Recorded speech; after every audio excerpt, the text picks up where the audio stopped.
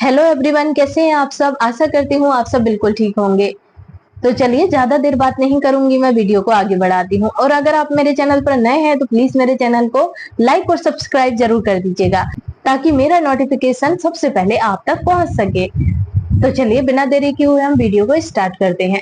तो आज का फर्स्ट क्वेश्चन, आज हम 26 से स्टार्ट करेंगे। क्वेश्चन 26 क्वेश्चन है हमारा। फर्स्ट क्वेश्चन है हमारा, what is the key sign of postpartum haemorrhage. क्या है what is the key sign of postpartum haemorrhage, मतलब प्रसवोत्तर रक्तस्राव का प्रमुख संकेत क्या है।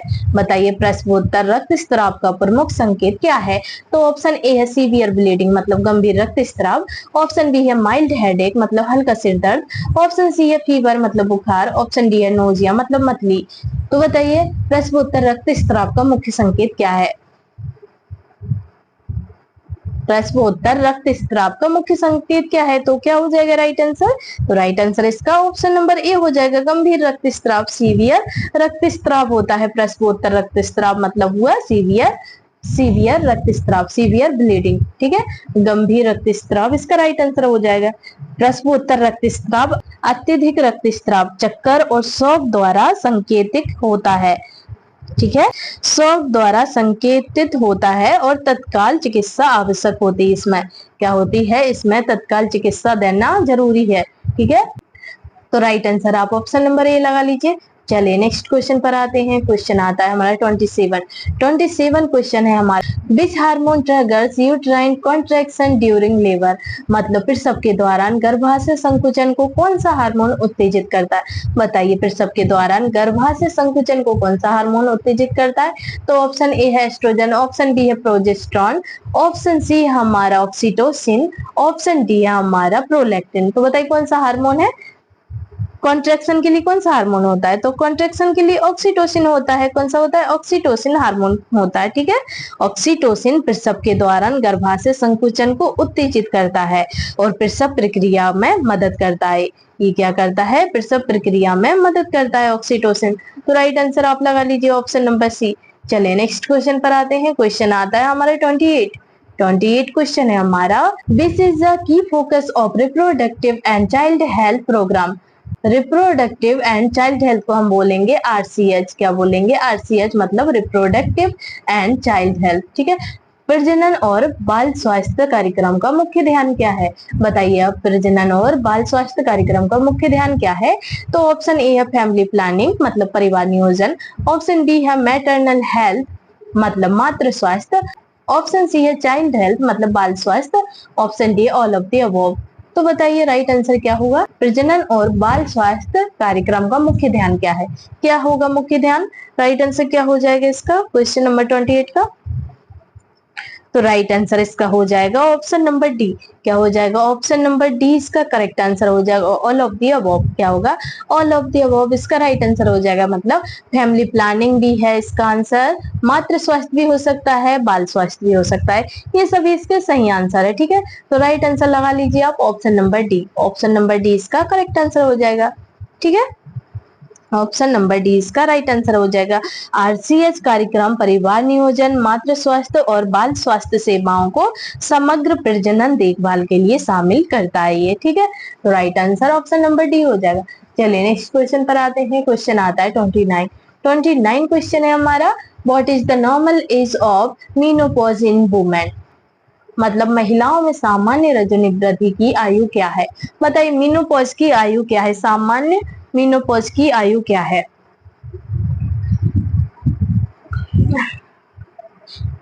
मीनोपॉज कब आता है बताइए, राइट आंसर क्या हो जाएगा इसका। मीनोपॉज कितनी एज में आता है, जिसको भी आंसर पता है बताइए। तो मीनोपॉज जो है वो 45 से 55 वर्ष में आता है। कब आता है, 45 से 55 ईयर्स में आता है। ठीक है, 45 टू 55 ईयर्स में आता है मीनोपॉज। मीनोपॉज को बोलते हैं हम रजोनिवृत्ति। क्या बोलते हैं, रजोनिवृत्ति बोलते हैं मीनोपॉज को। 45 से 55 वर्ष में आता है मीनोपॉज। रजोनिवृत्ति या फिर मीनोपॉज आमतौर पर 45 से 55 वर्ष के बीच होती है, जो महिलाओं में प्रजनन आयु का अंत दर्शाती। क्या दर्शाती है? ये प्रजनन आयु का अंत दर्शाती है। इसके बाद क्या होता है? प्रेगनेंसी नहीं होती है। ठीक है, मीनोपॉज के बाद प्रेगनेंसी नहीं होती है, ये दर्शाती है। ठीक है, इसके बाद प्रेगनेंसी नहीं होगी। 45 से 55 के बाद प्रेगनेंसी होती ही नहीं है। ठीक है, तो राइट आंसर आप लगा लीजिए ऑप्शन नंबर बी। चलिए नेक्स्ट क्वेश्चन पर आते हैं। क्वेश्चन आता है 30 क्वेश्चन है हमारा, which method of contraception is male oriented? क्या है? Which method of contraception is male oriented, मतलब कौन सा गर्भ निरोधक तरीका पुरुष केंद्रित है? अब बताइए इनमें से कौन सा गर्भ निरोधक तरीका पुरुष केंद्रित है? तो ऑप्शन ए है condom, option B oral pills, option C IUD, option D है ट्यूबेक्टोमी। तो बताइए कौन सा तरीका है? पुरुष के लिए पूछा है, पुरुष के लिए क्या होगा? राइट आंसर क्या हो जाएगा इसका, बताइए जल्दी। महिलाओं के लिए नहीं पूछा, ठीक है, पुरुष के लिए पूछा है। कौन सा तरीका है? तो कौन सा तरीका होगा? ऑप्शन नंबर ए हो जाएगा, कंडोम इसका राइट आंसर हो जाएगा। ठीक है, कंडोम इसका राइट आंसर हो जाएगा। कंडोम पुरुष केंद्रित गर्भ निरोधक है जो गर्भावस्था और एसटीआई दोनों से बचाव करता है। ठीक है, एसटीआई पढ़े थे ना इससे पहले हमने। एसटीआई मतलब हुआ सेक्सुअली ट्रांसमिटेड इन्फेक्शंस। तो राइट आंसर लगा लीजिए इसका आप ऑप्शन नंबर ए, इन्फेक्शन से भी बचाव करता है कंडोम। ठीक है, तो right answer option number A हो जाएगा। चलिए नेक्स्ट क्वेश्चन पर आते हैं। क्वेश्चन नंबर आता है हमारा 31 क्वेश्चन है हमारा, what is the ideal birth interval for healthy child development? क्या है? What is the ideal birth interval for healthy child development, मतलब स्वस्थ बाल विकास के लिए आदर्श जन्म अंतराल क्या है? बताइए, स्वस्थ बाल विकास के लिए आदर्श जन्म अंतराल क्या है? क्या है इनमें से जन्म अंतराल? बताइए, स्वस्थ बाल विकास के लिए एक बच्चे के बाद अगर दूसरा बच्चा करना है तो उसका समय कितना होना चाहिए? उसके बाद दूसरा बेबी प्लान कर सकते हैं, बताइए। तो राइट आंसर क्या होगा? चलिए ऑप्शन देख लेते हैं। ऑप्शन ए है 6 से 12 महीने, ऑप्शन बी है 12 से 18 महीने, ऑप्शन सी है 24 से 36 महीने, ऑप्शन डी हमारा 36 से 48 महीने। तो बताइए, स्वस्थ बाल विकास के लिए आदर्श जन्म अंतराल क्या है? क्या हो जाएगा राइट आंसर इसका? तो राइट आंसर हो जाएगा इसका ऑप्शन नंबर सी। क्या हो जाएगा? ऑप्शन नंबर सी हो जाएगा इसका राइट आंसर, 24 से 36 महीने। कितने? 24 से 36 महीने। ठीक है, साल में बताइएगा आप कमेंट करके कि साल में ये कितने हुए? 24 से 36 महीने कितने हुए साल में? कितनी साल हो जाएगी 24 से 36 महीने? कमेंट करके बताइएगा मुझे। तो 24 से 36 महीने इसका करेक्ट आंसर हो जाएगा। ठीक है, 24 से 36 महीने का जन्म अंतराल मात्र पुनर्प्राप्ति और स्वस्थ बाल विकास को बढ़ावा देता है। क्या करता है? 24 से 36 महीने जन्म अंतराल मात्र पुनर्प्राप्ति और स्वस्थ बाल विकास को बढ़ावा देता है। मतलब कि इसमें क्या होता है? महिला की रिकवरी भी हो जाती है और बच्चे का विकास भी हो जाता है, बच्चे में डेवलपमेंट भी हो जाता है। ठीक है, तो कम से कम 24 से 36 महीने का अंतराल होना चाहिए दूसरे बेबी के लिए। ठीक है, एक बेबी के बाद दूसरे बेबी के लिए 24 से 36 महीने का अंतराल होना जरूरी है। ठीक है, अब इसको साल में बताइएगा, साल में ये कितनी साल हुई? ठीक है, कमेंट करके बताइएगा। चलिए नेक्स्ट क्वेश्चन पर आते हैं। क्वेश्चन आता है हमारा 32 क्वेश्चन है हमारा, which is an early symptom of pregnancy? क्या है? Which is an early symptom of pregnancy, मतलब गर्भावस्था का प्रारंभिक लक्षण कौन सा है? बताइए, गर्भावस्था का प्रारंभिक लक्षण इनमें से कौन सा है? तो ऑप्शन ए है एमिनोरिया, ऑप्शन ए है एमिनोरिया मतलब मासिक धर्म का बंद होना, ऑप्शन बी है फीवर मतलब बुखार, ऑप्शन सी हमारा हेडेक मतलब सिर दर्द, ऑप्शन डी है वेट लॉस मतलब वजन कम होना। तो राइट आंसर क्या हो जाएगा? गर्भावस्था का प्रारंभिक लक्षण पूछा है, प्रारंभिक लक्षण कौन सा हो जाएगा? तो मासिक धर्म का बंद होना इसका प्रारंभिक लक्षण हो जाएगा, एमिनोरिया। ठीक है, इसे हम बोलते हैं एमिनोरिया। मासिक धर्म का बंद होना मतलब होता है एमिनोरिया। ठीक है, मासिक धर्म का बंद होना एमिनोरिया गर्भावस्था का प्रारंभिक और सामान्य लक्षण है। क्या है? प्रारंभिक लक्षण और सामान्य लक्षण है। ये तो बुखार ये नहीं होता है। ठीक है, सिर दर्द ये सब नहीं है। तो राइट आंसर प्रारंभिक लक्षण, सबसे प्रारंभिक लक्षण है तो वो है मासिक धर्म का बंद होना। चलिए नेक्स्ट क्वेश्चन पर आते हैं। क्वेश्चन नंबर आता है हमारा 33 क्वेश्चन है हमारा, Which contraceptive is safe during breastfeeding? मतलब स्तनपान के दौरान कौन सा गर्भ निरोधक सुरक्षित है? बताइए स्तनपान के दौरान कौन सा गर्भ निरोधक सुरक्षित है इनमें से? तो चलिए पहले ऑप्शन देख लेते हैं। ऑप्शन ए है हमारा ओरल पिल्स मतलब ओरल गोलियां, ऑप्शन बी है हमारा कंडोम्स, ऑप्शन सी हमारा ट्यूबेक्टोमी, ऑप्शन डी है आईओडी मतलब गर्भाशय में डिवाइस। तो राइट आंसर क्या हुआ? क्वेश्चन में क्या पूछा है? स्तनपान के दौरान कौन सा गर्भ निरोधक सुरक्षित है? स्तनपान के दौरान कौन सा गर्भ निरोधक सुरक्षित होगा इनमें से? राइट आंसर क्या हो जाएगा इसका? क्वेश्चन नंबर 33 का राइट आंसर क्या हुआ?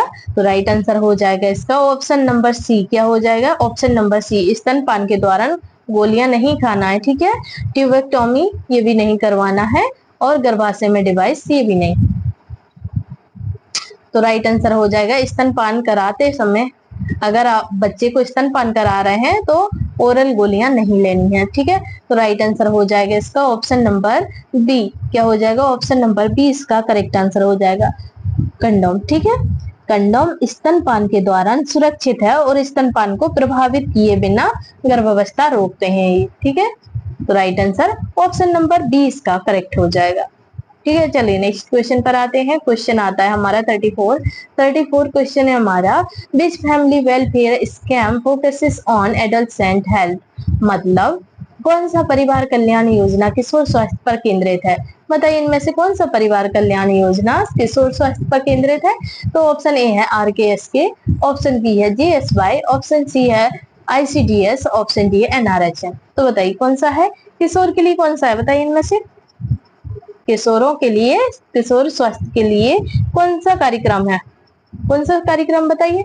तो किशोरों के लिए RKSK हो जाएगा। क्या हो जाएगा? RKSK। RKSK इसका राइट आंसर हो जाएगा। RKSK का मतलब हुआ राष्ट्रीय किशोर स्वास्थ्य कार्यक्रम हो जाएगा। RKSK मतलब हुआ राष्ट्रीय किशोर स्वास्थ्य कार्यक्रम, ठीक है। राष्ट्रीय किशोर स्वास्थ्य कार्यक्रम हो जाएगा। तो राइट आंसर लगा लीजिए ऑप्शन नंबर ए, राष्ट्रीय किशोर स्वास्थ्य कार्यक्रम मतलब कि RKSK किशोर स्वास्थ्य पोषण और प्रजनन जागरूकता पर केंद्रित है। किस पर केंद्रित है ये? किशोर स्वास्थ्य पोषण और प्रजनन जागरूकता पर केंद्रित है ये, ठीक है। राइट आंसर लगा लीजिए ऑप्शन नंबर ए। चलिए नेक्स्ट क्वेश्चन पर आते हैं। क्वेश्चन आता है 35 क्वेश्चन है हमारा, what is the function of progesterone in pregnancy? क्या है? What is the function of progesterone in pregnancy मतलब गर्भावस्था में प्रोजेस्टेरोन का कार्य क्या है? बताइए प्रोजेस्टेरोन क्या करता है गर्भावस्था में? क्या कार्य है प्रोजेस्टेरोन का? तो ऑप्शन ए है मेंटेन यूट्राइन लाइनिंग मतलब गर्भाशय की परत बनाए रखना, ऑप्शन बी है ट्रिगर लेवल मतलब प्रसव शुरू करना, ऑप्शन सी हमारा मिल्क प्रोडक्शन मतलब दूध उत्पादन, ऑप्शन नंबर डी हमारा ओवुलेशन। तो बताइए प्रोजेस्टेरोन का कार्य क्या है? क्या कार्य करता है प्रोजेस्टेरोन? तो राइट आंसर लिख लीजिए इसका आप ऑप्शन नंबर ए। क्या हो जाएगा? ऑप्शन नंबर ए हो जाएगा इसका correct answer, maintain uterine lining. क्या हो जाएगा? मेंटेन यूट्राइन लाइनिंग इसका राइट आंसर हो जाएगा, मतलब कि गर्भाशय की परत बनाए रखना। क्या करता है प्रोजेस्टेरोन? गर्भाशय की परत बनाए रखता है प्रोजेस्टेरोन, ठीक है। प्रोजेस्टेरोन एंडोमेट्रियम बनाए रखता है। क्या करता है? प्रोजेस्टेरोन जो होता है वो हमारी एंडोमेट्रियम परत को बनाए रखता है और भ्रूण स्थापन का समर्थन करता है। क्या करता है ये? भ्रूण स्थापन का समर्थन करता है और गर्भपात को रोकता है। प्रोजेस्टेरोन क्या करता है? गर्भपात को रोकता है ये, ठीक है। तो राइट आंसर आप ऑप्शन नंबर ए लगा लीजिए। चलिए नेक्स्ट क्वेश्चन पर आते हैं। क्वेश्चन आता है हमारा 36 क्वेश्चन है हमारा, which method is most suitable for spacing birth? क्या है? Which method is most suitable for spacing birth मतलब जन्म के अंतराल के लिए कौन सा तरीका सबसे उपयुक्त है? बताइए जन्म के अंतराल के लिए कौन सा तरीका सबसे उपयुक्त है? तो ऑप्शन ए है ट्यूबेक्टोमी, ऑप्शन बी है कॉपर्टी, ऑप्शन सी है वेस्टेक्टोमी, ऑप्शन डी है ओरल पिल्स। तो बताइए राइट आंसर क्या होगा इसका? जन्म के अंतराल के लिए कौन सा तरीका सबसे उपयुक्त है? कौन सा तरीका सबसे उपयुक्त होगा जन्म के अंतराल के लिए? कौन सा तरीका हो जाएगा? तो राइट आंसर क्या हो जाएगा इसका? तो राइट आंसर हो जाएगा इसका ऑप्शन नंबर बी। क्या हो जाएगा? ऑप्शन नंबर बी इसका करेक्ट आंसर हो जाएगा, ठीक है। कॉपर्टी क्या होगा? कॉपर्टी इसका राइट आंसर हो जाएगा, ठीक है। कॉपर टी जन्म अंतराल के लिए आदर्श है और यह लंबी अवधि वाला है। क्या है? कॉपर टी जो है वो लंबी अवधि वाला है और प्रतिवर्ती और प्रभावी है। क्या है? प्रतिवर्ती और प्रभावी है ये। ठीक है, कॉपर टी भी प्रभावी है। तो राइट आंसर आप ऑप्शन नंबर बी लगा लीजिए। चलिए नेक्स्ट क्वेश्चन पर आते हैं। क्वेश्चन आता है हमारा 37 क्वेश्चन है हमारा, what is the major component of maternal health services. क्या है? What is the major component of maternal health services? मतलब मातृ स्वास्थ्य सेवाओं का प्रमुख घटक क्या है? बताइए, मातृ स्वास्थ्य सेवाओं का प्रमुख घटक क्या है? क्या है इनमें से प्रमुख घटक? तो ऑप्शन ए है एंटीनेटल केयर, मतलब प्रसव पूर्व देखभाल। ऑप्शन बी है चाइल्ड वैक्सीनेशन, मतलब बाल टीकाकरण। ऑप्शन सी है न्यूट्रिशन एजुकेशन, मतलब पोषण शिक्षा। ऑप्शन डी है मेंटल हेल्थ, मतलब मानसिक स्वास्थ्य। तो बताइए, मातृ स्वास्थ्य सेवाओं का प्रमुख घटक क्या है? क्या हुआ इसका राइट आंसर?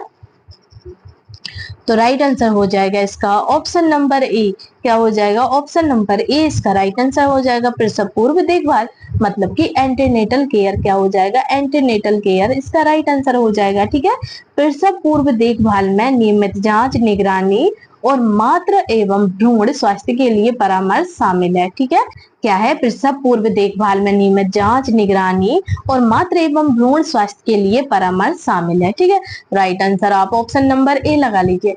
चलिए नेक्स्ट क्वेश्चन पर आते हैं। क्वेश्चन आता है हमारा 38 क्वेश्चन है हमारा, which contraceptive method require surgical procedure. बताइए, अब कौन सा गर्भ निरोधक तरीका शल्य चिकित्सा की आवश्यकता है? बताइए, ऑपरेशन से कौन सी गर्भ निरोधक होती है? ऑपरेशन से कौन से गर्भ निरोधक करते हैं? बताइए, इनमें से ऑपरेशन द्वारा कौन सा गर्भ निरोधक होता है? राइट आंसर क्या हो जाएगा इसका?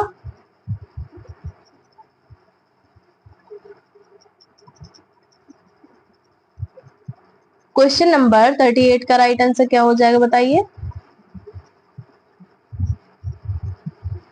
तो राइट आंसर लिख लीजिए आप, ऑप्शन नंबर बी, ट्यूबेक्टोमी। क्या हो जाएगा? ट्यूबेक्टोमी इसका राइट आंसर हो जाएगा।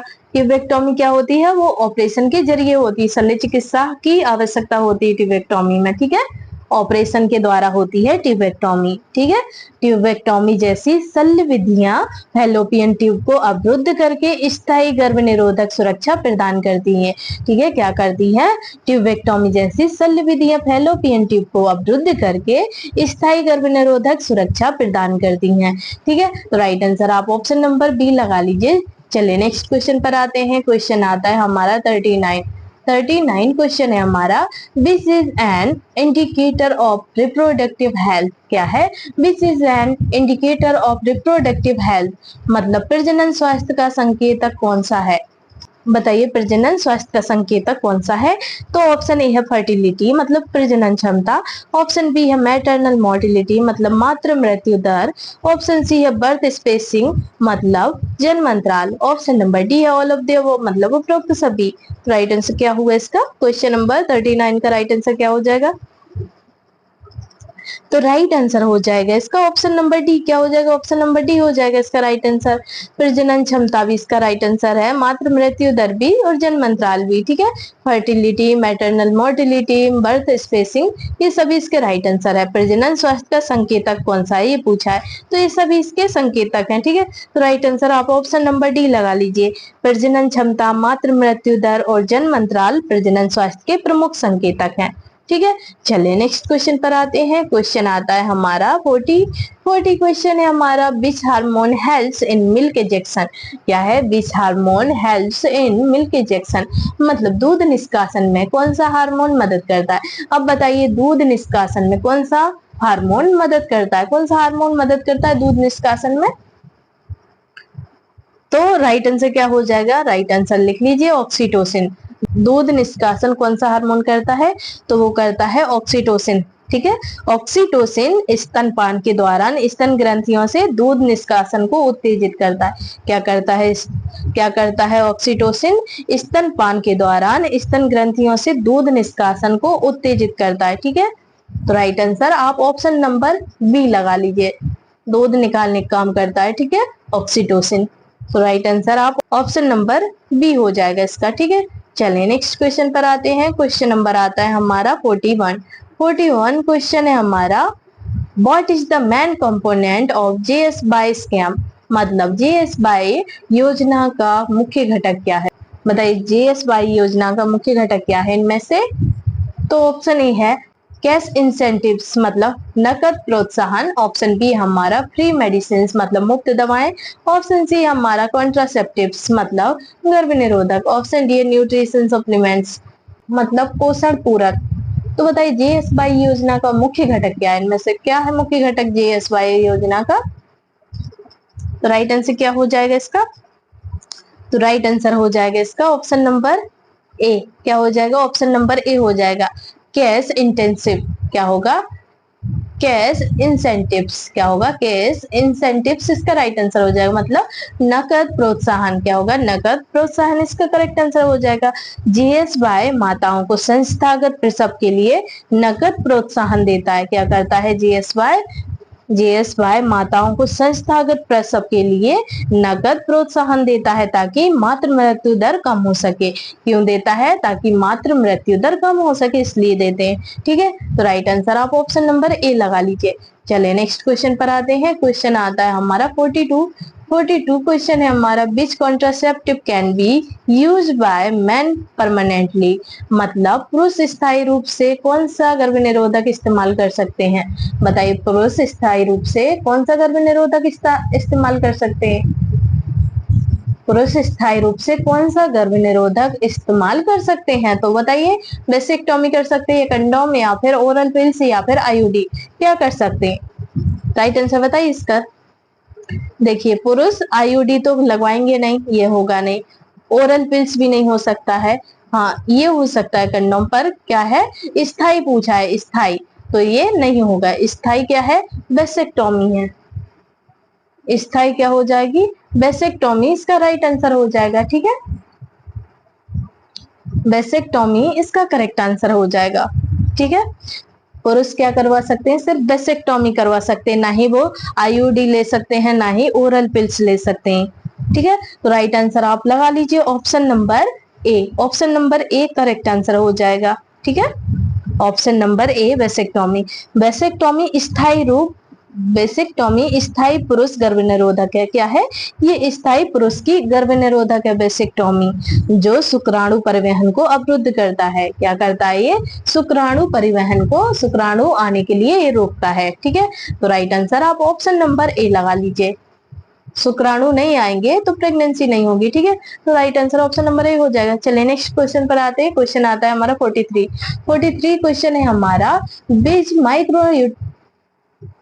which micronutrients deficiency causes maternal complications? क्या है? which micronutrients deficiency causes maternal complications मतलब कौन सा सूक्ष्म पोषक तत्व की कमी मातृ जटिलताओं का कारण बनती है? बताइए कौन सा सूक्ष्म पोषक तत्व की कमी मातृ जटिलताओं का कारण बनती है? कौन सा बनती है बताइए?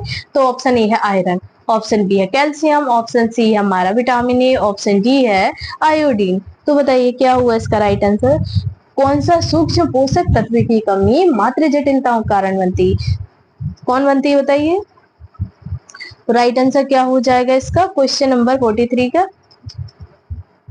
तो राइट आंसर हो जाएगा इसका ऑप्शन नंबर ए। क्या हो जाएगा? ऑप्शन नंबर ए हो जाएगा राइट आंसर। ठीक है, ऑप्शन नंबर ए हो जाएगा राइट आंसर आयरन। आयरन इसका करेक्ट आंसर हो जाएगा। ठीक है, आयरन इसका करेक्ट आंसर हो जाएगा। आयरन की कमी से एनीमिया, थकान और मातृ जटिलताएं होती हैं, ये पूरक आवश्यक है। ठीक है, तो राइट आंसर आप लगा लीजिए ऑप्शन नंबर ए। चलिए नेक्स्ट क्वेश्चन पर आते हैं। क्वेश्चन आता है हमारा 44 क्वेश्चन है हमारा which contraceptive method is reversible after removal? क्या है? Which contraceptive method is reversible after removal मतलब कौन सा गर्भ निरोधक हटाने के बाद प्रतिवर्ती होता है? बताइए इनमें से कौन सा गर्भ निरोधक है जो हटाने के बाद प्रतिवर्ती होता है?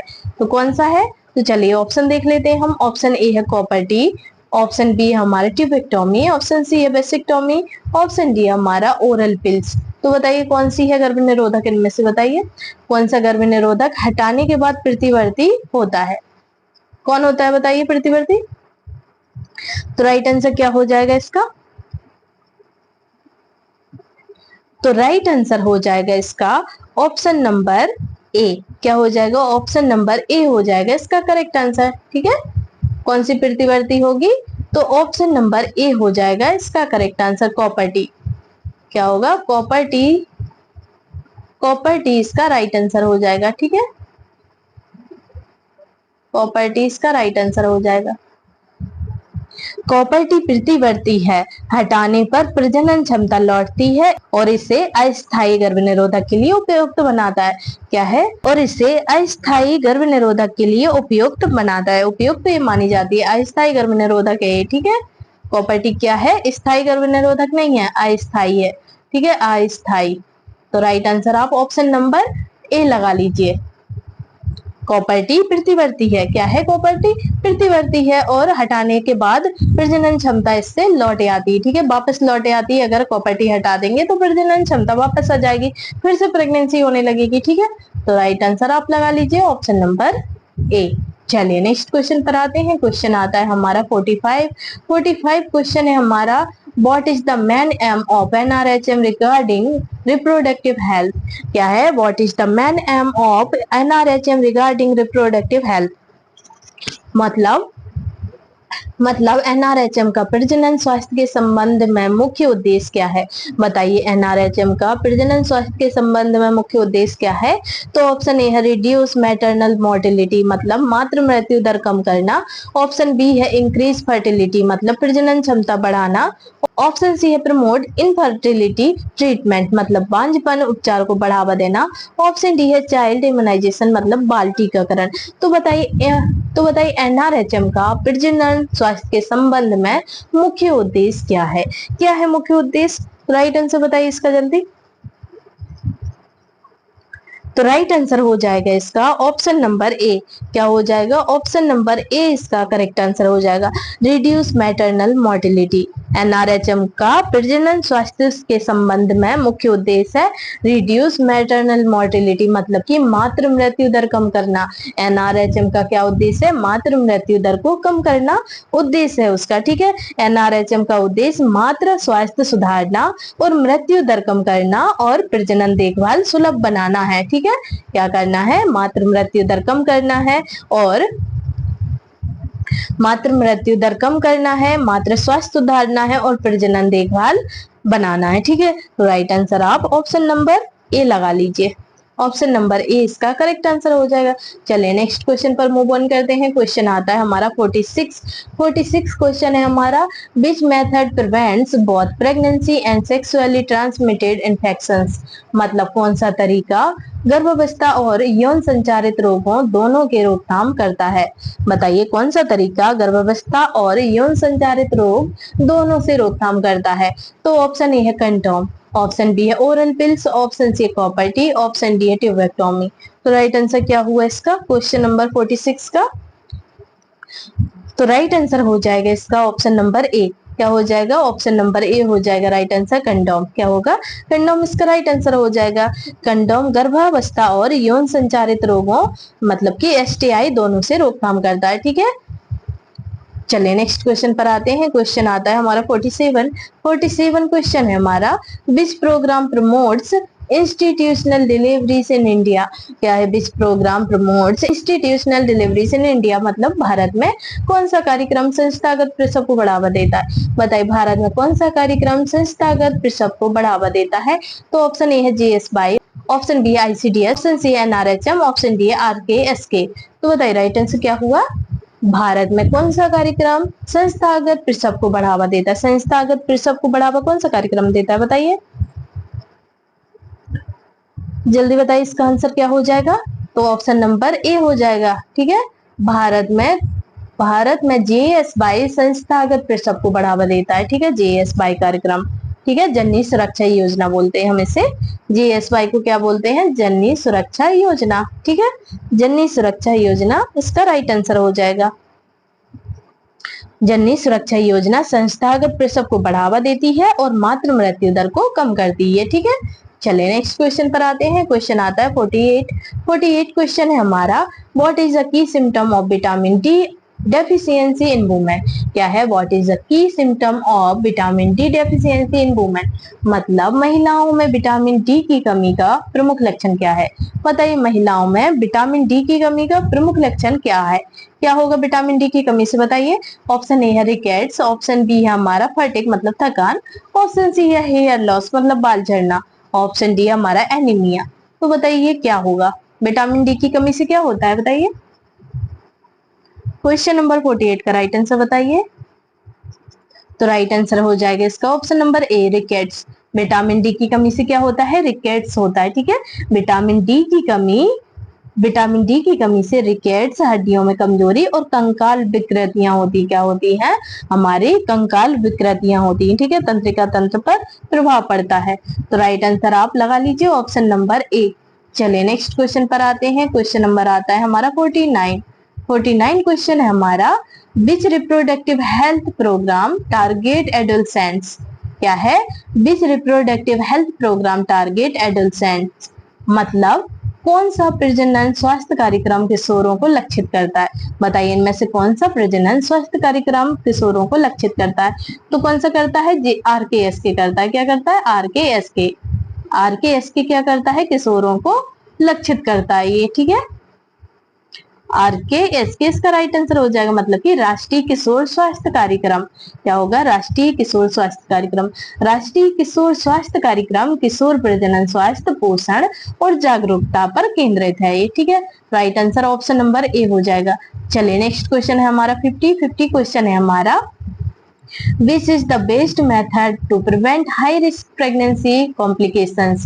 क्या है? Which is the best method to prevent high risk pregnancy complications? मतलब उच्च जोखिम वाली गर्भावस्था जटिलताओं को रोकने का सबसे अच्छा तरीका क्या है? बताइए, उच्च जोखिम वाली गर्भावस्था जटिलताओं को रोकने का सबसे अच्छा तरीका इनमें से क्या है? क्या है सबसे अच्छा तरीका? चलिए ऑप्शन देख लेते हैं। ऑप्शन क्या है हमारे? ऑप्शन ए है हमारा रेगुलर एंटीनेटल चेकअप्स मतलब नियमित प्रसव पूर्व जांच, ऑप्शन बी है हमारा टिबेक्टोमी, ऑप्शन सी है हमारा ओरल पिल्स मतलब ओरल गोलियां, ऑप्शन डी है कॉपर टी। तो बताइए राइट आंसर क्या हुआ इसका? क्वेश्चन में क्या पूछा है? चलिए क्वेश्चन को फिर से देख लेते हैं। क्वेश्चन में पूछा है हमारे उच्च जोखिम वाली गर्भावस्था जटिलताओं को रोकने का सबसे अच्छा तरीका क्या है? तो सबसे अच्छा तरीका क्या है? उच्च जोखिम वाली गर्भावस्थाओं की जटिलता को रोकने का सबसे अच्छा तरीका पूछा है। ठीक है, तो क्या है सबसे अच्छा तरीका? तो सबसे अच्छा तरीका जो है वो हो जाएगा हमारा ऑप्शन नंबर ए। क्या होगा? रेगुलर एंटीनेटल चेकअप्स मतलब नियमित प्रसव पूर्व जांच, इसका करेक्ट आंसर हो जाएगा। ठीक है, रेगुलर एंटीनेटल चेकअप्स इसका करेक्ट आंसर हो जाएगा। नियमित प्रसव पूर्व जांच, नियमित प्रसव पूर्व जांच जटिलताओं को रोकती है और भ्रूण विकास की निगरानी करती है और उच्च जोखिम वाली गर्भावस्था के परिणाम को कम करती है। क्या करती है ये नियमित प्रसव पूर्व जांच जटिलताओं को रोकती है, भ्रूण विकास की निगरानी करती है और उच्च जोखिम वाली गर्भावस्था के परिणाम को कम करती है। ठीक है, रेगुलर एंटीनेटल चेकअप्स। ठीक है, right answer option number A हो जाएगा। तो दोस्तों ये थे हमारे आज के क्वेश्चन। अगर आपको वीडियो अच्छा लगा हो तो प्लीज मेरे वीडियो को like comment share and subscribe जरूर कर लीजिएगा, ताकि मेरा मोटिवेशन बढ़ता रहे और मैं आप लोगों के लिए आगे भी ऐसे ही वीडियो लाती रहूं। तो चलिए मिलते हैं हम आपसे नेक्स्ट वीडियो में। तब तक के लिए आप अपना ख्याल रखिएगा, एक नए टॉपिक के साथ मिलेंगे और अपनी पढ़ाई आप जारी रखिएगा। तब तक के लिए bye bye and take care.